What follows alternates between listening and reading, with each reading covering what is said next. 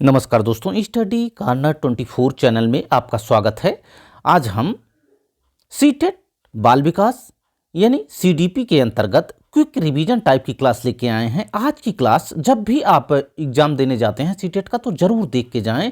यह जो हमारी क्लास है क्विक रिवीजन टाइप की क्लास है, इसमें आज हम बताएंगे थॉर्नडाइक के सिद्धांत, पावलोव के सिद्धांत और स्किनर के सिद्धांत को एक ही वीडियो में एक साथ बताएंगे। तो आइए क्लास शुरू करते हैं। क्लास शुरू करने से पहले यदि आपने हमारे चैनल स्टडी कार्नर 24 को सब्सक्राइब नहीं किया हो तो सब्सक्राइब कर लीजिए और बेल आइकन दबा लीजिए। इसके अलावा हमने टेलीग्राम चैनल बनाया हुआ है, उसका लिंक वीडियो के डिस्क्रिप्शन बॉक्स में उपलब्ध है, वहां से आप ज्वाइन हो सकते हैं और हमारी क्लास का पीडीएफ वहां से प्राप्त कर सकते हैं। तो आइए आज की क्लास शुरू करते हैं। सबसे पहले हम देखेंगे थॉर्नडाइक के सिद्धांत को। थॉर्नडाइक ने सर्वप्रथम सीखने के सिद्धांत का प्रतिपादन किया। थॉर्नडाइक ने सर्वप्रथम सीखने के सिद्धांत का प्रतिपादन किया। जब भी पूछा जाएगा सीखने के सिद्धांत का प्रतिपादन किसने किया, तो सीखने के सिद्धांत का प्रतिपादन एडवर्ड ली थॉर्नडाइक ने किया। वह प्रथम अमेरिकी मनोवैज्ञानिक थे जिन्होंने पशुओं पर प्रयोग किए। कहां के मनोवैज्ञानिक थे? एडवर्ड ली थॉर्नडाइक अमेरिका के मनोवैज्ञानिक थे जिन्होंने पशुओं पर प्रयोग किए। हमने आपको बताया थॉर्नडाइक ने सर्वप्रथम सीखने के सिद्धांत का प्रतिपादन किया। जब भी पूछा जाएगा कि सीखने के सिद्धांत का प्रतिपादन किसने किया, तो सीखने के सिद्धांत का प्रतिपादन एडवर्ड थॉर्नडाइक महोदय ने किया। वह प्रथम अमेरिकी मनोवैज्ञानिक थे जिन्होंने पशुओं पर प्रयोग किए। अब हम आगे बढ़ते हैं और देखते हैं इनकी जो इम्पोर्टेंट बुक बहुत महत्वपूर्ण है सीटेट के एग्जाम के लिए। पहली तो इनकी बुक है एजुकेशन साइकोलॉजी यानी शिक्षा मनोविज्ञान। इसमें थॉर्नडाइक ने सर्वप्रथम सीखने के सिद्धांत का प्रतिपादन किया। एजुकेशन साइकोलॉजी यानी शिक्षा मनोविज्ञान में ही थॉर्नडाइक महोदय ने सर्वप्रथम सीखने के सिद्धांत का प्रतिपादन किया। इसके अलावा इनकी दूसरी बुक का नाम है एनिमल इंटेलिजेंस। आपके एग्जाम्स के लिए ये दोनों बुक बहुत ही महत्वपूर्ण हैं। कौन कौन सी? शिक्षा मनोविज्ञान, एजुकेशन साइकोलॉजी और एनिमल इंटेलिजेंस, ये दोनों किताबें जो कि थॉर्नडाइक महोदय ने लिखी हैं, यह आपके एग्जाम के लिए महत्वपूर्ण है। शिक्षा मनोविज्ञान, education psychology and animal intelligence, इन दोनों बुकों को आपको ध्यान में रखना है। अब हम आगे बढ़ते हैं और देखते हैं थॉर्नडाइक के सिद्धांत के अन्य नाम जो कि एग्जाम्स में रन करते हैं, हमेशा पूछे जाते हैं। थॉर्नडाइक के सिद्धांत के अन्य नाम, सबसे पहले हम देखते हैं थॉर्नडाइक के सिद्धांत को उद्दीपन अनुक्रिया सिद्धांत कहते हैं। उद्दीपन अनुक्रिया सिद्धांत कहते हैं। यसार सिद्धांत भी कहते हैं। थॉर्नडाइक के सिद्धांत को यसार सिद्धांत भी कहते हैं। उद्दीपन अनुक्रिया सिद्धांत। इसके अलावा प्रयास एवं त्रुटि का सिद्धांत, थॉर्नडाइक के सिद्धांत को प्रयास और त्रुटि का सिद्धांत भी कहते हैं। प्रयत्न एवं भूल का सिद्धांत भी कहते हैं। थॉर्नडाइक के सिद्धांत को उद्दीपन अनुक्रिया सिद्धांत यानी यसार सिद्धांत भी कहते हैं। प्रयत्न एवं भूल का सिद्धांत, प्रयास एवं त्रुटि का सिद्धांत भी कहते हैं। इसके अलावा संयोजनवाद का सिद्धांत, संबंधवाद का सिद्धांत। इसमें सबसे महत्वपूर्ण है थॉर्नडाइक के सिद्धांत को प्रयत्न एवं भूल का सिद्धांत कहते हैं, याद रखना है आपको। प्रयास एवं त्रुटि के सिद्धांत की बात की जाएगी, तब भी थार्डाइक के सिद्धांत की ही बात की जाएगी। इसके अलावा उद्दीपन अनुक्रिया का सिद्धांत, संयोजनवाद का सिद्धांत और संबंधवाद का सिद्धांत, ये थार्डाइक के सिद्धांत के अन्य नाम हैं, इनको आपको याद रखना है। अब हम आगे बढ़ते हैं और देखते हैं थार्डाइक का प्रयोग। थार्डाइक ने अपना प्रयोग भूखी बिल्ली के ऊपर किया।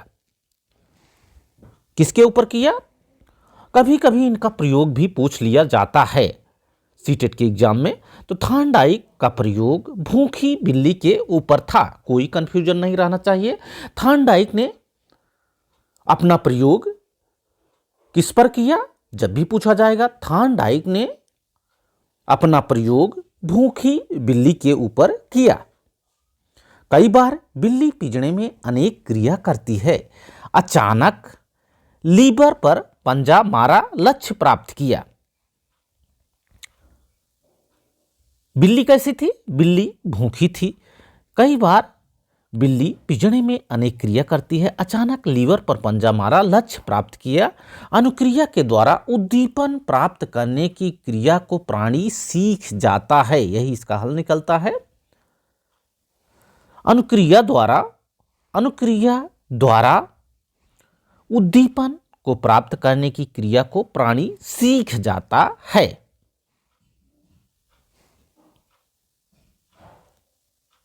इतनी सारी बातें आपको ध्यान रखना है। हमने आपको बताया कि थार्डाइक ने अपना प्रयोग भूखी बिल्ली के ऊपर किया। उन्होंने अपना प्रयोग कैसी बिल्ली के ऊपर किया? भूखी बिल्ली के ऊपर किया। भूखी बिल्ली को एक जालीदार उलझन बॉक्स में बंद कर दिया। इस पिंजरे का दरवाजा इस प्रकार लगाया गया था कि उसकी चटकनी दबने पर दरवाजा खुल जाता था। इस पिंजरे के बाहर मछली का टुकड़ा एक प्लेट में रख दिया गया था। यह मछली का टुकड़ा पिंजरे की जाली में बिल्ली को दिखाई देता था। भूखी बिल्ली के लिए वह मछली का टुकड़ा उद्दीपक था। इस उद्दीपक को देखकर भूखी बिल्ली उस टुकड़े को देखकर व्याकुल हो गई और उसने उसे खाने के लिए बाहर निकलने की प्रक्रिया आरंभ कर दी। उसने पिंजरे से बाहर निकलने के प्रयास शुरू कर दिए। पिंजरे की स्थिति को न जानने के कारण बिल्ली इधर उधर हाथ पैर मारती रही। कभी वह दरवाजे को अपने पंजों से खरोचती और कभी हिल सकने वाली वस्तुओं को धक्का देती। संयोगवश उसका पंजा चटकनी यानी जो लीवर था उस पर पड़ गया, जिससे दबाव से लीवर दब गया और दरवाजा खुल गया। बिल्ली ने बाहर आकर मछली के टुकड़े को खाकर अपनी भूख को शांत की। यह प्रयोग बिल्ली पर अनेक बार दोहराया गया। हर बार दरवाजा खोलने में होने वाली त्रुटियों की संख्या कम होती गई और अंततः एक ऐसी स्थिति आ गई जब बिल्ली बिना कोई त्रुटि किए ही प्रथम प्रयास में दरवाजा खोलने में सफल हो गई। इस प्रकार उत्तेजक और प्रतिक्रिया में संबंध स्थापित हो गया तथा बिल्ली पिंजरे को दरवाजा खोलना सीख गई। यही प्रयोग थार्डाइक महोदय ने किया। इसमें महत्वपूर्ण पॉइंट्स आपको ध्यान रखने हैं। जैसे बिल्ली कैसी थी? बिल्ली भूखी थी। बिल्ली भूखी थी जो कि रिस्पॉन्स थी। मछली कैसी थी? मछली मृत थी। मछली मृत थी जो कि उद्दीपन थी, स्टिमुलस। अब हम बात करेंगे थार्डाइक के सीखने के नियम। थार्डाइक ने सीखने के दो नियम दिए, पहला मुख्य नियम और दूसरा गौड़ नियम। सबसे ज़्यादा तो मुख्य नियम सीटेट के एग्जाम में पूछा जाता है, लेकिन इसके अलावा गौड़ नियम भी कभी कभी पूछ लिया जाता है, इसलिए आपको दोनों ध्यान रखना है। तो थार्डाइक ने मुख्य नियम 3 दिए। हमने बताया आपको थार्डाइक ने कितने नियम दिए?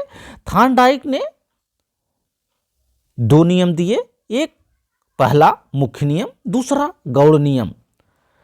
मुख्य नियम इन्होंने तीन बताए, कौन कौन से? पहला प्रभाव का नियम, तत्परता का नियम और अभ्यास का नियम। प्रभाव का नियम, तत्परता का नियम और अभ्यास का नियम किसने बताए? थॉर्नडाइक महोदय ने बताए।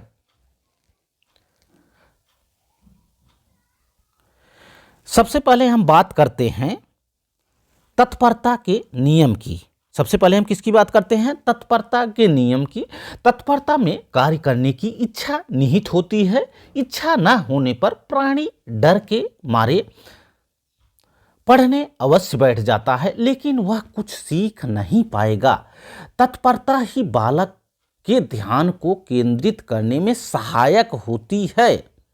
तत्परता ही बालक को ध्यान को केंद्रित करने में सहायक होती है। सीखने के इस नियम का अभिप्राय है कि जब प्राणी किसी कार्य को करने के लिए तैयार रहता है तो उसे आनंद आता है और वह उसे शीघ्र सीख लेता है, तथा जिस कार्य को करने के लिए वह तैयार नहीं होता है और उस कार्य को करने के लिए बाध्य किया जाता है तो वह झुझला जाता है और उसे शीघ्रता से सीख भी नहीं पाता है। अब हम बात करते हैं अभ्यास के नियम की। इस नियम के अनुसार किसी क्रिया को बार बार दोहराने से वह याद हो जाती है। किसी क्रिया को बार बार करने या दोहराने से वह याद हो जाती है और छोड़ देने पर या ना दोहराने से वह भूल जाती है। इस प्रकार वह नियम प्रयोग करने तथा प्रयोग न करने पर आधारित है। उदाहरण के अनुसार हम आपको बताते चलें, कविता और पहाड़े याद करने के लिए उन्हें बार बार दोहराना पड़ता है तथा अभ्यास के साथ साथ उपयोग भी में भी लाना पड़ता है। ऐसा न करने पर सीखा हुआ कार्य भूलने लगता है। अब हम बात करते हैं प्रभाव के नियम की। किसकी? प्रभाव के नियम की। थॉर्नडाइक ने यह नियम सीखने और अध्यापन का आधारभूत नियम है। थॉर्नडाइक का यह नियम सीखने और अध्यापन का आधारभूत नियम है। इस नियम को संतोष और असंतोष का नियम भी कहते हैं। इसके अनुसार जिस कार्य को करने से प्राणी को हितकर परिणाम प्राप्त होते हैं और जिसमें सुख और संतोष प्राप्त होता है उसे ही व्यक्ति दोहराता है। जिस कार्य को करने से कष्ट होता है और दुख प्राप्त होता है उसे व्यक्ति नहीं दोहराता है। इस प्रकार व्यक्ति उसी कार्य को सीखता है जिससे उसे लाभ मिलता है तथा संतोषप्रद प्राप्त होता है। संक्षेप में, जिस कार्य के करने से पुरस्कार मिलता है उसे सीखते हैं और जिस कार्य को करने से दंड मिलता है उसे नहीं सीखा जाता है। यही प्रभाव का नियम है। अब हम बात करते हैं थॉर्नडाइक के गौड़ नियम की। हमने आपको बताया थॉर्नडाइक ने दो प्रकार के नियम दिए। पहला मुख्य नियम, जो कि पहला तत्परता का नियम, अभ्यास का नियम और प्रभाव का नियम है। दूसरा गौड़ नियम। गौड़ नियम को थॉर्नडाइक ने 5 बताए। इसका नाम आपको ध्यान रखना है। गौड़ नियम के नाम को भी कभी कभी पूछ लिया जाता है, निम्न में से कौन सा गौड़ नियम नहीं है। तो जब आपको ये 5 गौड़ नियम याद रहेंगे तो आपको आसानी होगी एग्जाम्स में क्वेश्चन हल करने के लिए। तो गौड़ नियम जो थॉर्नडाइक ने बताया, पहला बहुप्रतिक्रिया का नियम, दूसरा मनोवृत्ति का नियम, तीसरा आंशिक क्रिया का नियम और चौथा आत्मीकरण का नियम, अंतिम सहचर्य का नियम। इन्होंने कौन कौन से नियम बताए? सबसे पहले इन्होंने बहुप्रतिक्रिया का नियम बताया, इसके बाद मनोवृत्ति का नियम बताया, आंशिक क्रिया का नियम बताया, आत्मीकरण का नियम बताया, सहचर्य का नियम इन्होंने बताया। हमने आपको बताया थॉर्नडाइक का सिद्धांत बहुत ही महत्वपूर्ण है। थॉर्नडाइक ने नियम भी दिए, सिद्धांत के अलावा इन्होंने नियम भी दिए, जिसमें इन्होंने 2 नियम दिए। कौन कौन से? मुख्य नियम और गौड़ नियम। मुख्य नियम 3 प्रकार के नियम हैं, तत्परता का नियम, अभ्यास का नियम और प्रभाव का नियम। और गौड़ नियम में इन्होंने बहुप्रत क्रिया का नियम, मनोवृत्ति का नियम, आंशिक क्रिया का नियम और आत्मीकरण का नियम तथा सहचर का नियम दिए। इतनी सारी बातें आपको थॉर्नडाइक में याद रखनी है। अब हम बात करेंगे Pavlov, Ivan P Pavlov. Pavlov ने अनुकूलित अनुक्रिया का सिद्धांत दिया। पावलोव ने अनुकूलित अनुक्रिया के सिद्धांत दिए। इस सिद्धांत का प्रतिपादन इवान पी पावलोव 1904 नामक रूसी शारीरिक मनोवैज्ञानिक यानी फिजियोलॉजिस्ट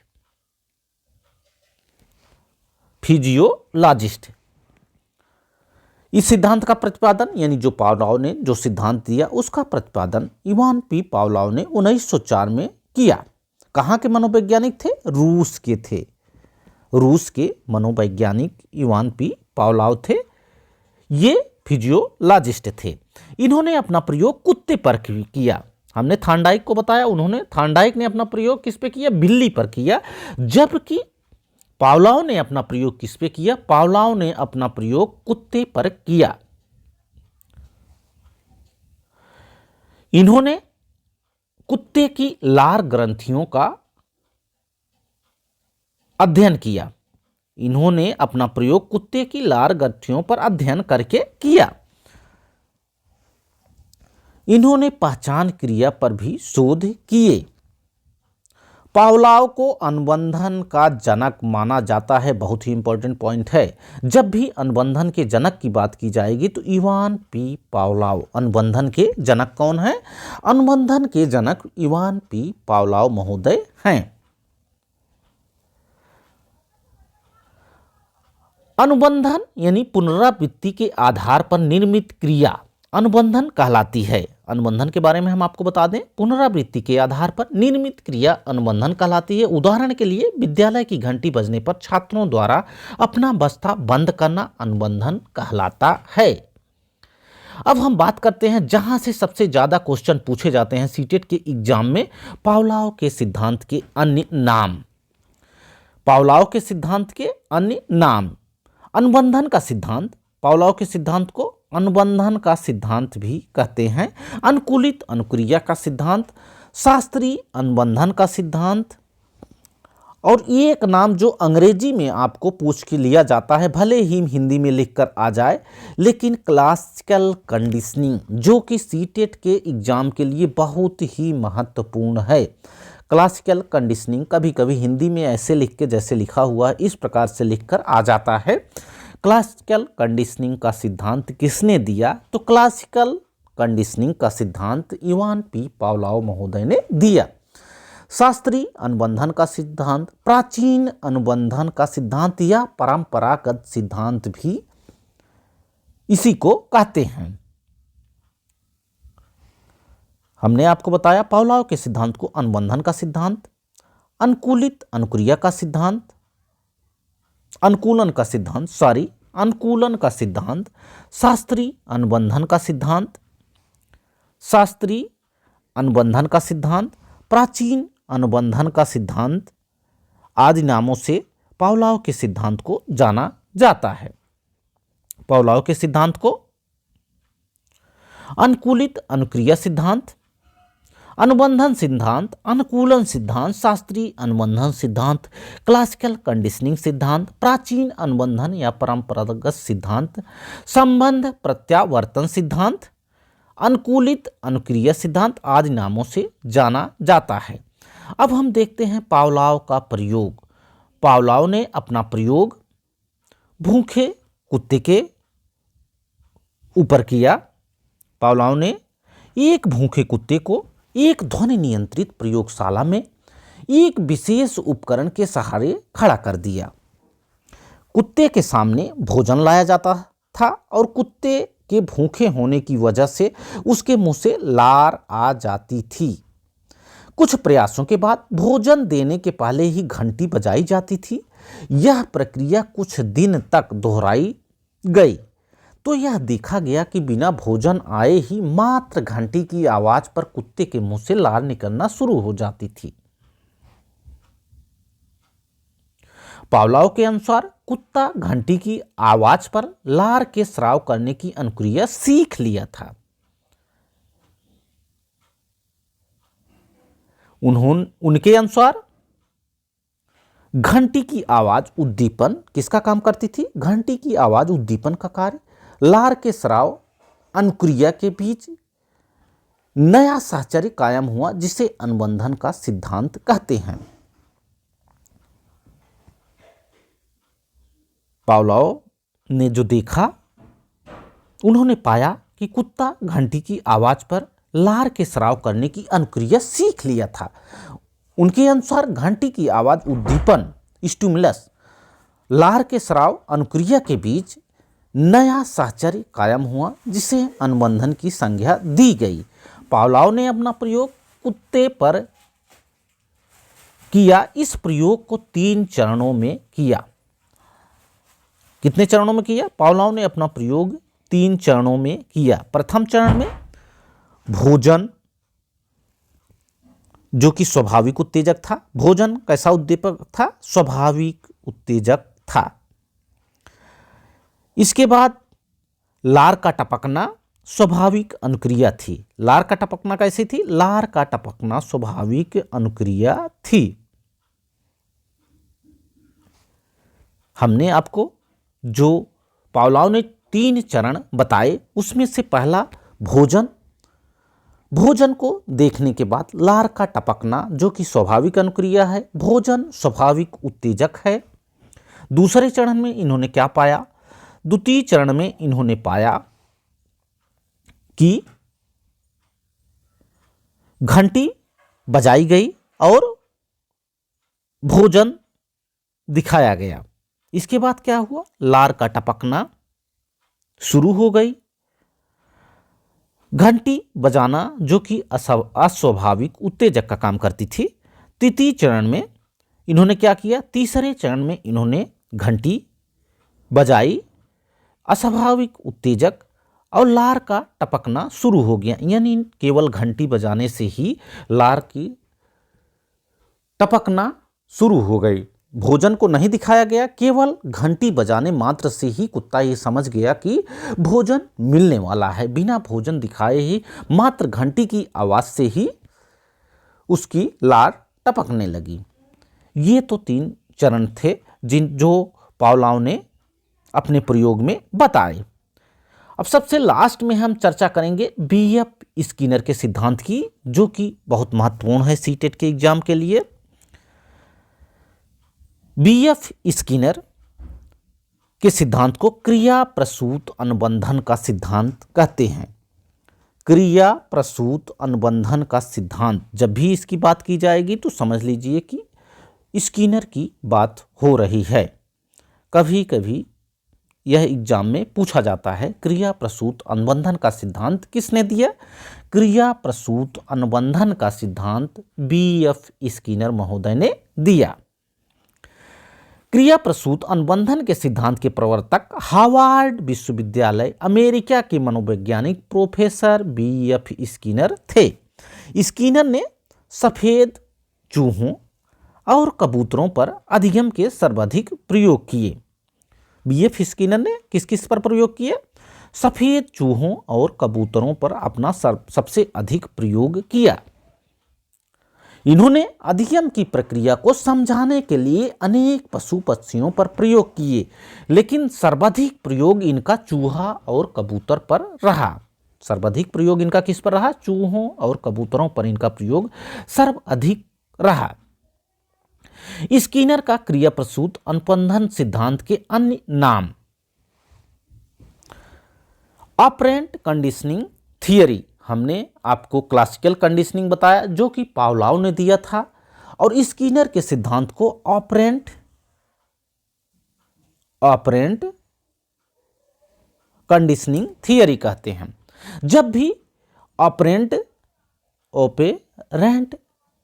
कंडीशनिंग की बात की जाएगी तो स्किनर के सिद्धांत की बात हो रही है, स्किनर के क्रिया प्रसूत अनुबंधन सिद्धांत की। लेकिन जब क्लासिकल कंडीशनिंग की बात की जाएगी तो पावलोव की बात की जाएगी।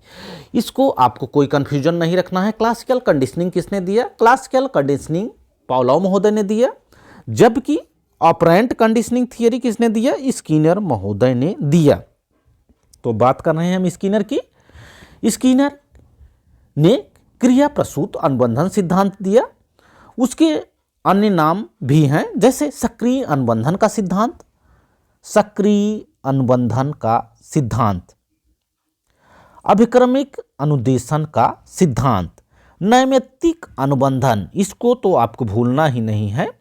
नैमित्तिक अनुबंधन का सिद्धांत किसने दिया? यह बहुत बार पूछा गया है और पूछा जाएगा भी। नैमित्तिक अनुबंधन, नैमित्तिक अनुबंधन का सिद्धांत आपको रट लेना है। नैमित्तिक अनुबंधन का सिद्धांत किसने दिया? नैमित्तिक अनुबंधन का सिद्धांत स्किनर महोदय ने दिया। अभिक्रमित अनुदेशन का सिद्धांत, सक्रिय अनुबंधन का सिद्धांत, कार्यात्मक प्रतिबद्धता का सिद्धांत, RS थियरी, स्किनर के सिद्धांत को RS थियरी के नाम से भी जाना जाता है। RS थियरी हमने आपको बताया। नैमित्तिक अनुबंधन को आपको भूलना नहीं है। इसके अलावा RS theory, R type theory आदि नामों से स्किनर के सिद्धांत को जाना जाता है। स्किनर के इस सिद्धांत को क्रिया प्रसूत का नियम भी कहते हैं, इसको भी आपको ध्यान रखना है। स्किनर के सिद्धांत को क्रिया प्रसूत का नियम भी कहते हैं। अब हम देखते हैं स्किनर का प्रयोग। स्किनर ने, हमने आपको बताया कि स्किनर ने सर्वाधिक प्रयोग चूहों और कबूतरों पर किया, तो हम देखते हैं स्किनर का चूहों पर प्रयोग। स्किनर ने अपना प्रथम प्रयोग सफेद चूहों पर 1938 ईस्वी में किया। इस प्रयोग के लिए स्किनर ने एक भूखे चूहे को बार प्रोसेसिंग ऑपरेटर्स बॉक्स में बंद कर दिया। प्रारंभ में चूहा बॉक्स में इधर उधर घूमता रहा तथा उछल कूद करता रहा। इन्हीं गतिविधियों में बॉक्स का लीवर दब गया तथा घंटी की आवाज के उपरांत भोजन की तस्तरी में भोजन का टुकड़ा आ गया। चूहा भोजन को देखकर उसे खा लेता है। इस प्रकार के कुछ प्रयासों के बाद चूहा लीवर दबाकर तस्तरी में भोजन गिराना सीख लेता है। चूहे का विभिन्न मार्गों से गुजरना एक अनुक्रिया यानी रिस्पॉन्स और उसे भोजन प्राप्त होना उद्दीपक, भोजन प्राप्त होना या स्टिमुलस, जबकि विभिन्न मार्गों से होकर गुजरना एक अनुक्रिया और उसे भोजन प्राप्त होना उद्दीपक तथा प्रोत्साहन है, इसलिए उसे अनुक्रिया उद्दीपक सिद्धांत कहते हैं। उद्दीपक अनुक्रिया सिद्धांत कहते हैं। इससे निष्कर्ष क्या निकला? इससे निष्कर्ष निकलता है कि क्रिया प्रसूत व्यवहार यानी ऑपरेंट बिहेवियर उद्दीपक स्टिमुलस पर आधारित ना होकर अनुक्रिया यानी रिस्पॉन्स पर आधारित होता है।